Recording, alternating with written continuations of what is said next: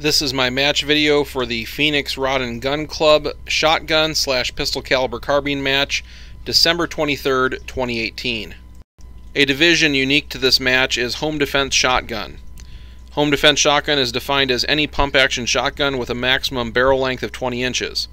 A single magazine tube not more than 1 inch longer than the barrel. Cylinder bore only, absolutely no muzzle devices of any kind allowed. If it threads in or screws on, it is not allowed in this division. Barrel porting is allowed. No limits on optics, lasers, and lighting devices.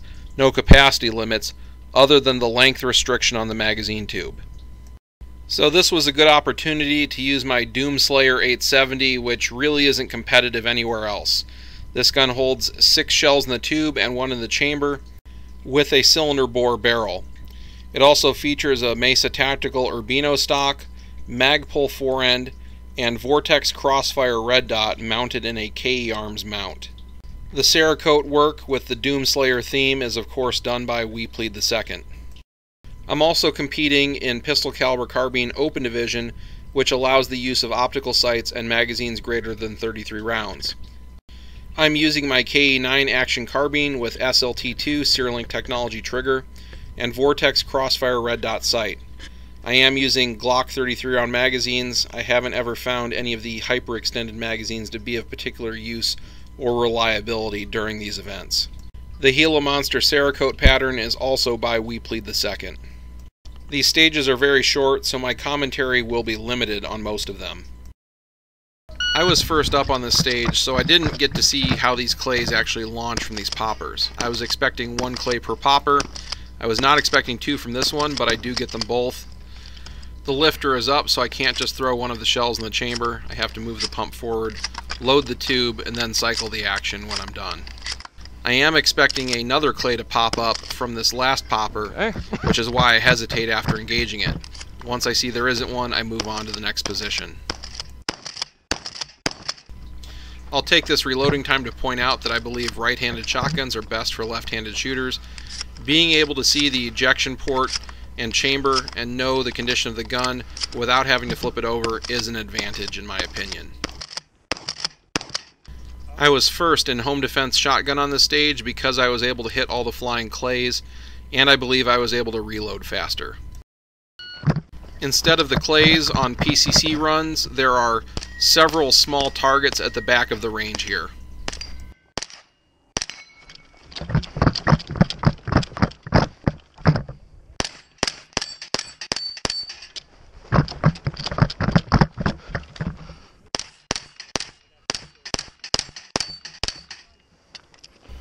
I was 4th PCC open on this stage. You may be noticing how bright the sun is coming over the horizon there. This is a constant problem at the PRGC range if you shoot early in the morning. There's really no avoiding it. The limited capacity of the 870 that I'm using is really why it's less competitive in other divisions, not necessarily because it's a pump. You'll notice I'm constantly shooting empty because of the number of targets, and it makes planning out how I'm going to shoot the stage a bit more difficult because I don't have any leeway in the number of rounds in my magazine tube. I always track the spinner through its movement. However, you'll notice at one of these presentations I don't take the shot because it's not far enough over to drive it through. Rotating the spinner quickly is what gives me the division win on this stage.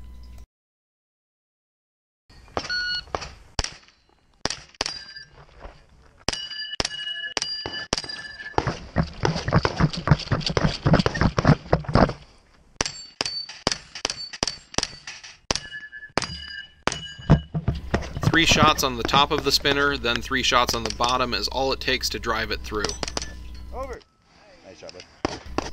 I was 7th PCC open on this stage.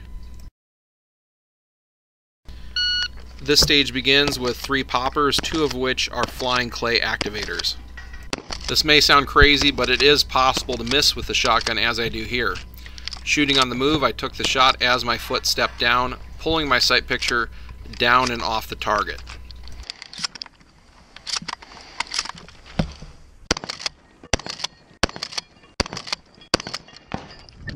Shooting on the move is best accomplished as the foot is picked up off the ground and swings through the step, not when the foot steps down.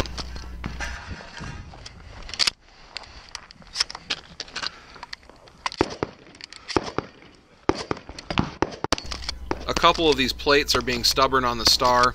There's a bit of lead buildup in the brackets that hold them in on the back of the target system. I was second in home defense shotgun on the stage. Having to load extra shells is what cost me.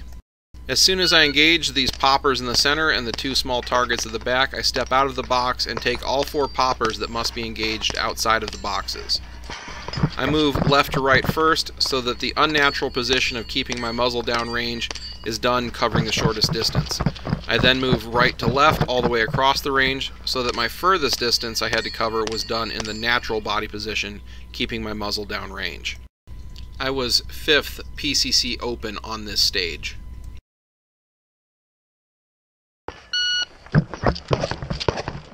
You'll see me short stroke the shotgun here because I'm crowding the port and my hand does not cycle all the way. No big deal, get a click, rack the gun again, keep shooting.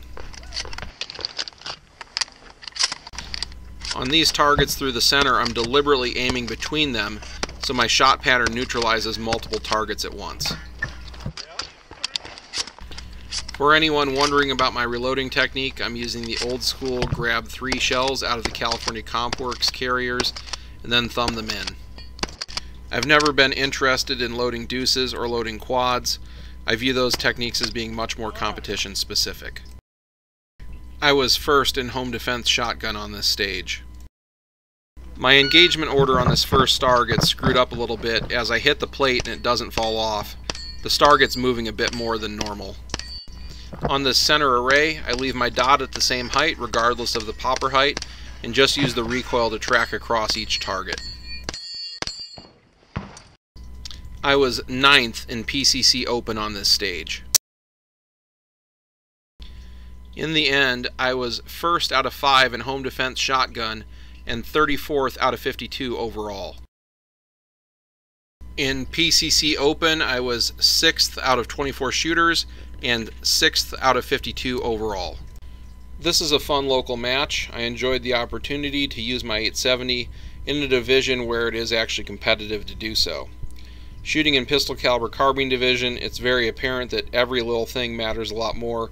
Looking at the scores, most of us were separated by fractions of a second. These type of stages give the shooter more opportunity to develop raw speed with their pistol caliber carbine. Those same skills can easily be applied to full power rifles. Thank you for watching, and come back again for more match and multi-gun competition content.